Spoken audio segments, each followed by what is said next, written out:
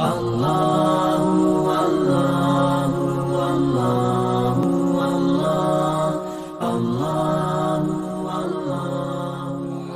Adalah kesunahan ketika kita mengumandangkan azan ada 15 kalimat. Kalau dihitung kalimatnya aslinya adalah Allah Akbar, asyhadu an la ilaha illallah, asyhadu anna Muhammadur Rasulullah, hayya 'alas shalah, hayya 'alal falah, la ilaha illallah. Berarti ada asalnya. Kemudian kena diulang yang apa namanya, yang satu tetap ada yang diulang 4 kali jadi 6, Allah Akbar 6 kali, asyhadu an la ilaha illallah 2 dapat, asyhadu anna Muhammadur Rasulullah 10, kemudian hayya 'alas shalah 2, hayya 'alal falah 2, 4 jadi 14 tambah la ilaha illallah jadi 15 kalimat. Dan itu adalah hukumnya sunnah, dan itu bacanya kudu tartib, jangan dibolak-balik. Nah kemudian wayusanu tasbih bi adami subhi. Adapun masalah adzan ketika di waktu subuh mah sunnah ditasbih, namanya tasbih.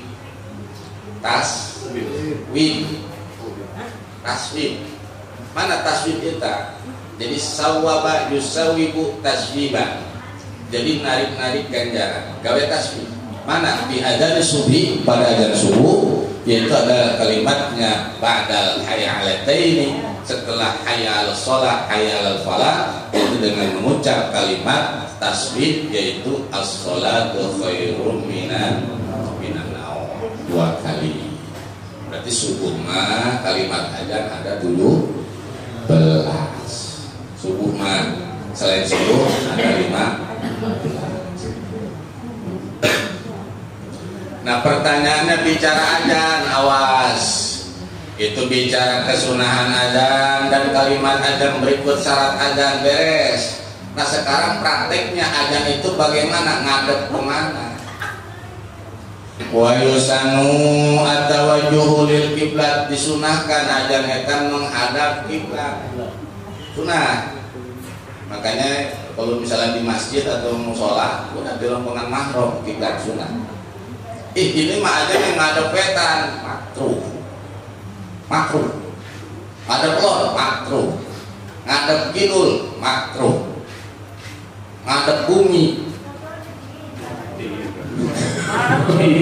Aku istirahat sama aku gimana aja aku nggak bisa. Tak udah ngadep sunah menghadap kiblat. Terus wa ayat tafita bi unuqihi yaminan marratan fi hayya 'alas shalah qailan laha marratain wa shimalan fi hayya 'alal falah. Sunah ketika adzan itu bagian sunah adzan itu mah. Sunah adzan eta ketika mengucap hayya 'alas shalah eta sunah menolehkan leher. Apa menoleh? Nengok. Bahasa kita nengok. Ketika adzan sunah kita nengokin leher kita ke sebelah kanan ketika mengucap hayya 'alas shalah. Qailan itu hayya 'alas shalah sambil baca. Jadi bacanya prakteknya bukan hayya 'alas shalah. Bukan gitu. Apa ngomong katanya sudah nengok kanan, iya bener nengok ke kanan baca hayya 'alas shalah, tapi nengoknya sambil baca hayya 'alas shalah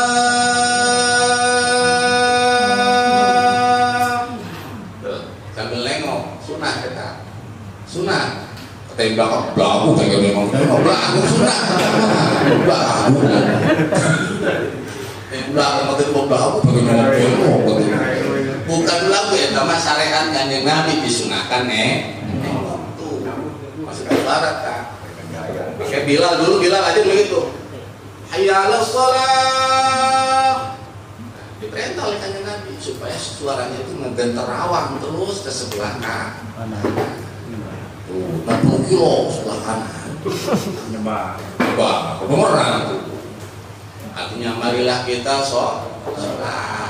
Ayo sholat. Cuma jangan dirubah bahasanya, jangan diganti. Kalau Islam Nusantara jadi dirubah aja kalimatnya. Jadi marilah kita sholat. Untuk nggak jadi Islam Nusantara aja. Kalau jadi urusan diganti kita bahasa Indonesia aja. Allah Maha Besar, Allah Maha Besar. Makin amat gitu. Untuk nabi kita orang Arab juga nabinya orang Indonesia kagak sedap ibadah, kagak sedap ibadah. Ayo sholat. Begabungnya sholat padu maghrib 4 rakaat maghrib dan Allah Maha Besar. Ya, enak. Islam Nusantara. Nah, eta jadi sunnah menengok memalingkan leher, nengokin leher ke sebelah kanan itu sekali ketika mengucap hayya 'alas shalah. Qailan laha marratan. Wasimalan dan sunnah nengok ke sebelah kiri fi hayya 'alal falah. Ketika hayya 'alal falah sunnah nengok. Ini mah nggak ada orang di belakang kita. Walaupun ada orang sunnah ini mah aja. Bagi kita yang aja ini mah awas. Kalau orang belakang ini udah mah tadi dia bilang. Nah, tetap walaupun yang di belakang ada orang aja sedewekan ini mah. Nah, tetap sunnah nengok ke sebelah kanan ketika mengucap hayya 'alas shalah, nengok kiri ketika mengucap hayya 'alal falah. Nah, sambil mengucap nengoknya hayya 'alal falah. Nah, nengoknya itu 45 derajat aja. 45 derajat sesiku. Nengoknya jangan sampai muter ke belakang. Jangan ke belakang kayak beluk lagi bisa begitu. Itu mamitir namanya, ya bukan nengok. Eta awas kesunahan agan kan. Ada itu ya ada di dalam yahta ila dauron ismainas. Ini disunahkan apabila tidak membutuhkan seseorang untuk memutarkan kepala ismainas untuk mendengarkan kepada manusia ila sunat dauron. Tapi kalau sekiranya di situ banyak jamaah, eta sunnah di dauron namanya. Jadi enggak di dauron ada makna dauron, ada makna itu apa iltifat, bahasa beda. Kalau iltifat kita menoleh, berarti nengok gitu kan. Ini namanya iltifat. Tapi ada bahasa dauron. Dauron itu memutar kepala sampai 90 derajat. Oh, 5 derajat itu mah. 45 derajat itu berarti sesiku. Siku itu 45 derajat. Eta namanya nengok kalau bahasa Arab. Bahasa agama bahasa syariat nengok. Nengok eta disebut iltifat. Eta ketika azannya tidak ada jamaah sunnah nengok. Walaupun nggak ada orang belakang. Tapi kalau ada orang banyak di belakang itu boleh nggak kita dauron itu memutar sampai 90 derajat boleh nggak? Itu bukan boleh lagi sunnah. Kalau orang banyak nih, orang banyak di belakang ada banyak nih, itu sunnah muter kepala, cuma muternya sampai 90 derajat. Hayya 'alas shalah.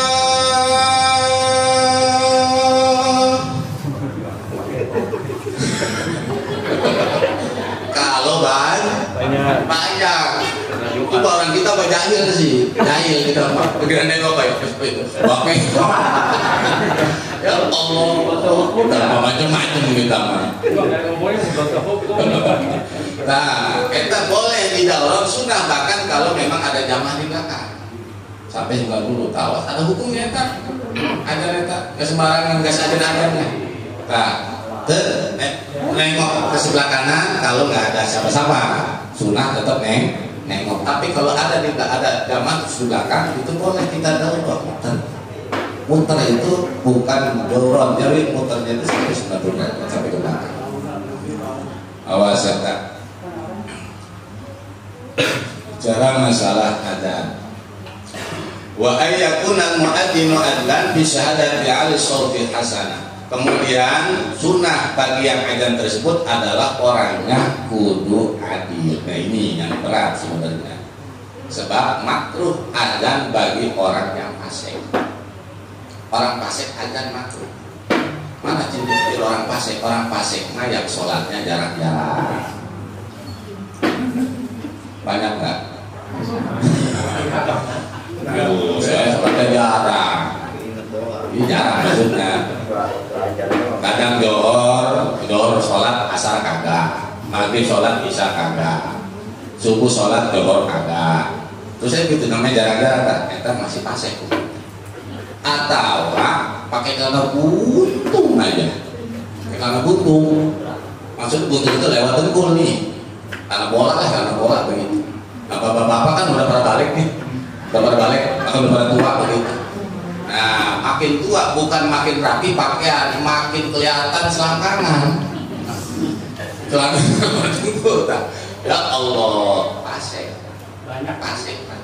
Nah, orang yang pasek ada ngaku data yang pasek. Jadi yang ada tersebut harus dikenal dia mah orangnya adil, bijaksana, nggak pernah ngebohong, nggak pernah maksiat, kemudian kelakuannya bagus, omongannya bagus, komentarnya bagus, terus bagus. Nah, itu ada etat sunnah. Tapi kalau orang yang fasik makruh. Terus mana lagi yang makruh? Wa ama, orang yang buta makruh. Orang buta ini mah. Tak ada yang buta aja makruh. Kenapa? Sebab kasihan orang buta mah. Tapi mah nggak tahu jamaah apa kagak. Ya Allah, makruh. Yang bab nisbatan guru yang waras katanya. Wa amma wahdah wa muhdisun. Siapa lagi yang makruh aja? Wa muhdisun, orang yang nggak punya wudu makruh. Misalnya habis kencing belum cebok, belum ngapain, main pakai celana, kata dia, waduh udah berduk ini maghrib ini, belum ada ini main megang mie kayak ada, padahal belum punya wudu, makruh kita dapat ganjaran sunnah. Awas kan.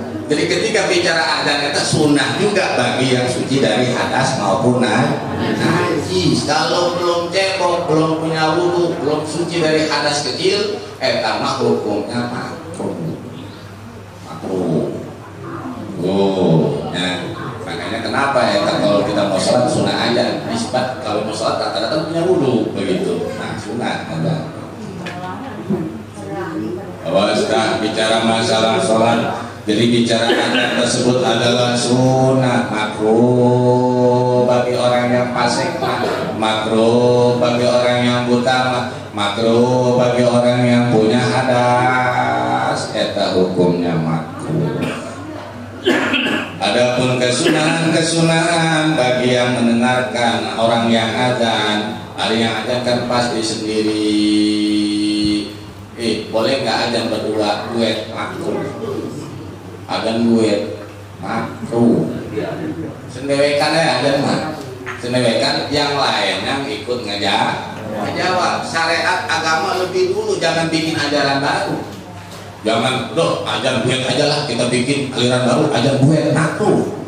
Apa? Ada Nabi mengajarkan ajan seorang, kemudian di jamaah yang dengar ini sunnah mengucapkan ucapan orang yang adzan. Sunnah eta mengucap, terkecuali artinya mengucap itu mengulang apa yang dibaca oleh yang adzan. Sunnah, jangan dengerin. Tujuannya apa? Supaya sama-sama dapat ganjaran sunnah. Yang adzan Allahu Akbar sunnah dia. Terus yang ngedenger kan nggak baca adzan, kalimat adzan. Terus dia menjawab yang adzan tersebut, dapatlah ganjaran sunnah. Allahu Akbar, Allahu Akbar, Allahu Akbar, Allahu Akbar, Allahu Akbar, Allahu Akbar, Allahu Akbar. Kita yang ngedenger sunnah ulang bacaan muadzin. Terus asyhadu alla ilaha illallah sama ulangnya, asyhadu anna muhammadar rasul sama ulangnya, tapi pelebah kalimat hayya 'alas shalah, hayya 'alal falah, sunahnya jangan diulang kalimat yang dibaca oleh muadzin tersebut. Tapi sunahnya adalah membaca hauqalah, yakni la haula wala quwwata illa billah. Hayya 'alas shalah, la haula wala quwwata illa billah. Kata yang terus kalau as-sholatu khairum minan naum, kita yang dengar jawabnya bagaimana? Sodaqta wa barorta wa ana dzalika minas syahidin. Sodaqta wa barorta ana dzalika minas syahidin. Sodaqta, benar kamu. Yang dengar berarti As-salatu khairum minan naum. Sodakta, bener kamu. Sholat itu lebih baik daripada tidur. Sodakta, bener ucapan kamu. Wa barokah, kamu telah berbuat baik ngebangun kami. Wa ana dzalika minasyahidin, saya termasuk orang-orang yang bersaksi. Nah, eta sunnah ucap sodakta wa barokah wa ana dzalika minasyahidin. Adapun dalam masalah kalimat adzan tersebut itu adalah sebagaimana tadi 15 kalimat, dan bicara komat pun adalah sunnah, yang mana sunnah tersebut adalah sama kalimatnya, cuma bedanya tidak berulang-ulang. Kalau komat mah satu kalimat Allahu Akbar 2 kali, asyhadu an la ilaha illallah sekali, asyhadu anna muhammadar rasulullah, hayya 'alas shalah, hayya 'alal falah, tambahin qodoko matis shalah, qodoko matis shalah. Nah, kalau diwasol qodoko matis shalah tuh jangan ti. Ada qodoko matis sholati, qodoko matis sholati, qodoko matis sholati. Ulang-ulang eder. Qodoko matis sholatu, qodoko matis sholat, qodoko matis sholatu, qodoko matis sholat. Allahu akbar, Allahu akbar, la ilaha illallah. Eta sunnah. Terakhir bicara masalah baca adzan dan qomat tersebut ketika kita mau sholat fardu. Adzan dulu sunnah, beres adzan baca doa adzan Allahumma rabbah haji dawatitam dan seterusnya, selalu pernah bisa. Lima bicara hukumnya aja, asal-muasalnya, dan kemudian bicara qomat itu setelah ada qomat sama kemudian beres qomat baca doa lagi. Habis qomat baca doa qomat. Hafal ya? Allahu Akbar, Allahu Akbar, la ilaha illallah, ila shalah, ila falah, qomati shalah, qomati shalah, Allahu Akbar, Allahu Akbar, la ilaha illallah. Kita jawab la ilaha illallah Muhammadur Rasulullah sallallahu alaihi wasallam. Udah langsung atihi sublahu yaumal qiyamah. Atihi sublahu yaumal qiyamah. Atihi sublahu yaumal qiyamah. Apa artinya itu? Atihi, ya Allah datangkanlah itu. Kalimat yang diucapkan sulahu akan persoalan pertanyaan nanti di akhirat yaumal qiyamah, di hari kiamat. Jadi kalimat-kalimat itu datangkan ketika ada soal. Nanti kita bakal ditanya di akhirat. Ummalatus alunna yauma idin anin nabi. Kita semua bakal ditanya tentang nikmat-nikmat yang Allah berikan kepada kita ketika di dunia. Sekarang nih kita hidup pasti kasih nikmat Allah. Bahkan ketika kita berdosa pun, kita punya dosa, Allah tetap memberikan nikmat kepada kita. Mana di antaranya? Sekarang kita pasti punya dosa, pasti berbuat dosa, tapi kita masih dikasih nikmat oleh Allah. Masih dikasih nikmat oleh Allah. Makanya di antaranya adalah man aznaba dzamban, tapi Allah memberikan kepadanya itu adalah harta soleh. 4 perkara diberikan kepada orang yang berdosa. 1, dikasih nikmat. Kemudian ketika dia berdosa enggak langsung disiksa. Kita buat dosa langsung disiksa. Alhamdulillah. Kita berdosa langsung disiksa. Yang ketiga adalah kita dimanapun tobat bakal diterima tobat kita. Kapan waktunya? Dimanapun kita tobat diterima tobat kita oleh Allah. Makanya nggak ada istilah terlambat dalam ibadah kita kepada Allah Subhanahu Wa Taala. Kita belepotan dosa, bukan belepotan lagi, cuma tenggelam di dalam dosa, pengen tobat diterima oleh Allah. Dimanapun kita tobat. Gak ada kata terlambat. Jangan bahasa itu kayaknya mah gua udah nggak bisa diterima tobat gue mah. Gue mau udah belepotan jasa, gue mah dosa, gue mah. Terus kayaknya gue nggak pantas kayaknya ibadah. Kata siapa? Allah Maha penerima. Innallaha tawwab. Sesungguhnya Allah Maha penerima tawab. Tawab eta sangat besar, sangat menerima tobat daripada hamba-hambanya. Nah, balik ajan qomat tersebut, kalau kita mau sholat fardu, misalnya nggak ajan, qomat laksanain sendiri. Kalau misalnya nggak ajan mah, tapi yang bagus adalah nggak ajan, nyako. Insyaallah yaumul kiamat. Nanti dari kiamat kita bakal ditanya tentang nikmat-nikmat tersebut, dari mata, hidung dan sebagainya, terus bakal ditanya. Kalau kita nggak bisa ngejawab, insya Allah tuh kalau kita sering iqomah, sering mendirikan sholat, itulah yang bakal ngejawab pertanyaan-pertanyaan itu tentang nikmat.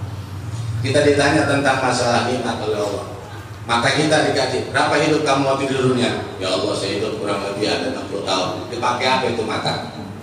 Datang sholatnya, datang qomatnya. Allah Akbar, Allah Akbar.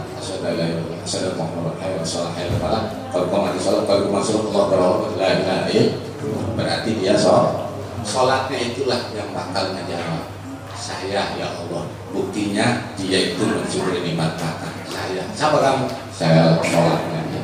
Makanya orang yang sholat itu adalah mencakup seluruh nikmat dan tergolong orang yang mensyukuri nikmat, bukan satu-satu nikmat, tapi seluruh nikmat yang Allah berikan itu kita cukup dengan melaksanakan sholat 5 waktu. Udah cukup bersyukur, nggak perlu Allahumma ya Allah terima kasih atas segala nikmatmu ya Allah, alhamdulillahirabbil alamin. Nggak perlu ngomong begitu. Ketika dikasih nikmat kita dari ujung rambut sampai tapal kaki, ketika itu semua nikmat yang diberikan, baik yang ada di badan maupun yang di luar badan kita. Mana di luar badan kita? Ini pakaian, kendaraan, rumah dan sebagainya. Itu di luar badan kita. Itu nikmat. Kemudian nikmat yang di diri kita, mana mata, hidung, lisan, tangan, kaki, perut kita. Ini adalah nikmat yang Allah berikan, dan itu cukup dengan cara kita sholat 5 waktu. Itu sudah tergolong minasyakirin, orang-orang yang bersyukur atas nikmat yang Allah berikan kepada kita. Makanya orang yang sholat mah udah jangan mikirin apa-apa. Yang sholat jangan mikirin apa-apa, udah. Yang sholat 5 waktunya udah bener, karena rajin ngaji, ngedengerin pembahasan mengajar, udah tahu, udah sholat nggak perlu nyari dunia bakal datang. Nggak kudu bingung bakal hilang semuanya kalau yang sholatnya benar. Tapi kalau sholatnya nggak benar, pagon tuh pagon, nggak mana pagon. Kalau sholatnya nggak benar tuh pagon. Masa di sholat pakai koyok 7? Pasti tanya, makan apa emang? Waduh, ngetok malah emang dapat utang berapa? 7 leher utang saya. Utang seleher mah dikit sih, mah 7 leher. Berarti udah banyak ya tambah 7 leher. Ya Allah, makanya pantas pakai koyo 7. Orang yang ibadah mah nggak perlu mikirin begitu. Sebab makanya orang ibadah mah pelan-pelan. Yang tadinya biasa ngutang bakal pelan-pelan ninggalin utang. Ninggalin apa? Meninggalkan utang. Bukan ninggalin utang berarti nggak seorang. Lah ngomong sama. Jadi nanti pelan-pelan, tadinya biasa ngomongin orang, kalau sholatnya bener bakal hilang ngomonginnya. Kalau orang yang sholatnya bener tadinya suka ngatain orang, bakal hilang ngatainnya. Kalau orang yang sholatnya bener bakal terus kesananya bakal kalem, bikin itu. Tadinya bisa biasa ngomelin laki, sekarang mah udah ngalem terus ke laki, ngalem iya, ngalem put. Terus laki juga biasanya kalau bini jodoh ini mah karena sholatnya bener bakal dikasih duit. Pantas bininya ngalem, sholatnya bener bininya. Pantas laki yang ngasih duit, tapi bener sholatnya. Makanya kalau ada ibu punya suami pelit sama bini, kemudian ibu juga jodoh sama laki, berarti sholatnya kagak bener dua-duanya. Makanya bapak kalau punya bini ngomel dulu, dikasih duit cepat ngomel, 20 ngomel, cepet ngomel, 1 juta ngomel, bingung kan? Nah, ada apa sih masalahnya ini? Bisa ngomel terus, berarti bininya sholatnya kagak beres. Kagak beres. Terus lakinya puyeng mulu lagi. Akhirnya ngomelin bini juga sama. Berarti samanya, sama-sama kagak beres. Sebab kalau yang sholatnya bener, Pak, dia kepada diem. Bininya kalem, lakinya kalem. Iya, makan juga. Enggak, kali bisa lagi tuh. Bang mau makan? Enggak kudanya begitu, langsung mediain, alam bininya juga nggak mau apa. Udah tahu nih lakinya nih, waduh kamu juga kayaknya pernah ini udah siapin dulu 3 bungkus ya. Terus lakinya biasa ngopi udah nyebut rokok, isyarat tuh yang ngerti mah begitu, berarti bener ibadahnya itu begitu, dulu kopi langsung nggak ada kopi ngutang ke warung. Dapat sebulan pun dari dikasih ke lakinya, bang tuh.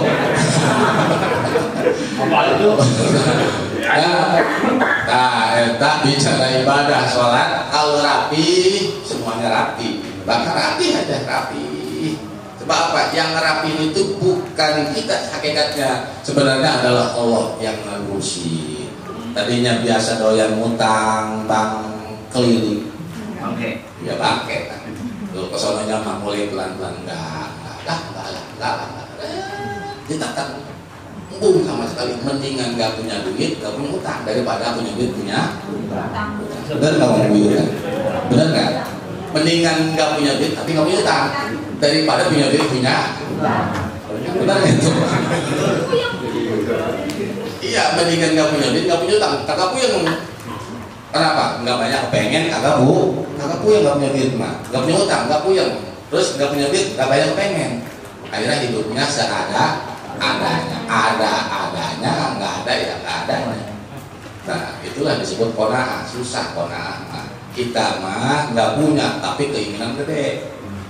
Kita mah duit kagak gablek tapi pengen beli kapal, stres sama. Makanya kita mah rata-rata adanya di puyeng. Kenapa puyeng sebut? Bagi kita nggak punya tapi kepengen gede. Kita puyeng makanya kita. Makanya dalam masalah ibadah, sholat 5 waktu sekedar jamaah itu kuncinya di diri kita semuanya. Jadi dengan bagaimana supaya sholat kita ini bisa merubah keadaan kita, yang tadinya nggak bagus menjadi bagus, yang tadinya buruk menjadi baik, yang tadinya jarang ibadah menjadi giat ibadah, itulah yang sholatnya benar. Terus bagaimana sholat yang benar itu? Sholat yang benar itu adalah yang mengetahui bag-bagan pelaksanaan ibadah sholat. Awas, bag-bagan. Bahasa bag-bagan nih mah, bahasa kolot tuh mah. Orang kolot itu kalau dulu nyiram pakai tahan itu naik. Bikin apa namanya? Ya tahan tuh kalau bawah namanya. Bag-bagan kan? Bag-bagan kan? Bag-bagan itu namanya. Bag-bagan itu berguna. Undak. Nah bag-bagan sholat itu kalau benar kita pakainya, itu kita nggak akan naik. Itu semuanya bakal bakal bagus aja semuanya, bakal bagus itu kalau sesuai dengan bag-bagan sholat. Sama nyiram bawa tahan nggak bakal jumpali kita cemplung ke dalam kolom kalau memang bag-bagannya bener. Coba kalau bag-bagannya miring cemplung tahan aja berat, tahan mau tahan dipikul begitu, bag-bagan nggak bener. Nah kita hidup kudu kenal bag-bagan. Mana bag-bagan ibadah sholat ada bag-bagannya, ibadah haji ada bag-bagannya, ibadah puasa ada bag-bagannya. Pokoknya namanya syariat itu ada bag-bagannya. Kalau kita pengen selamat dunia akhirat, kudu sesuai dengan bag-bagan ibadah. Makanya bag-bagan kalau orang kampung itu bag-bagan. Bikin bag-bagan dulu kalau main di ramai. Empangnya ada, bikin bag-bagan supaya naik turunnya itu dari bag-bagan itu. Bag-bagan bener, bakal rapi bisa naik tuh, bakal bisa naik.